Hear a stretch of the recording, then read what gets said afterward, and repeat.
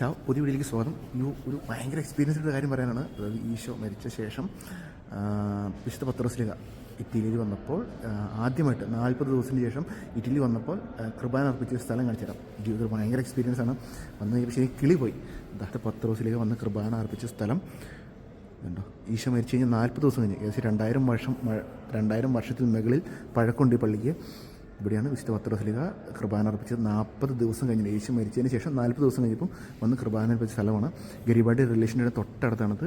ഇതിൻ്റെ പള്ളി ഞാൻ കാണിച്ചിട്ട് ഭയങ്കര പഴക്കമുള്ള പള്ളിയാണ്. ഇപ്പോൾ ഫ്രാൻസിസിൻ്റെ പേരിലാണ്, വിശുദ്ധ ഫ്രാൻസിസിൻ്റെ പേരിലാണ് ഈ പള്ളി ഉള്ളത്. ഭയങ്കര എക്സ്പീരിയൻസ് ആയിപ്പോയി. എന്താ പറയുക, പറയാൻ പറ്റുന്നില്ല ഇതിൻ്റെ വിശേഷങ്ങൾ. അപ്പോൾ എൻ്റെ ബാക്കി വീഡിയോ കാണിച്ചു തരാം. ഇതാണ് പള്ളി. മോൾ ഡോമും കാര്യങ്ങളെല്ലാം ഉണ്ട്. സാധാരണ പള്ളിയല്ല, പക്ഷേ ഇതിൻ്റെ ഐതിഹ്യം അറിഞ്ഞിപ്പം ആദ്യമായിട്ട് വന്നു കേട്ടോ. കാരണം ഡെയിലി ഇതിൽ കൂടെ പോയിക്കൊണ്ടിരിക്കുകയാണ്, അങ്ങോട്ട് കൊണ്ട് ഡ്യൂട്ടിയും കാര്യങ്ങളൊക്കെ പോകുകയാണ്. പക്ഷേ ഇതൊന്നും കണ്ടു കഴിയുമ്പം ഭയങ്കര എക്സ്പീരിയൻസ് ആയി. ഒരുപാട് സന്തോഷം പള്ളിയിൽ വരാൻ കഴിഞ്ഞാൽ. അപ്പം മറ്റൊരു വീഡിയോ കാണാം. ബൈ. ഇതുണ്ടോ, ഇതാണ് ഗിരിബാൾഡി റിലേഷൻ. ഇവിടെ നിന്ന് തൊട്ടടുത്ത് ഇവിടുന്ന് വന്നു കഴിയുമ്പോൾ എന്തുണ്ടോ, ഇതാണ് പള്ളി കേട്ടോ.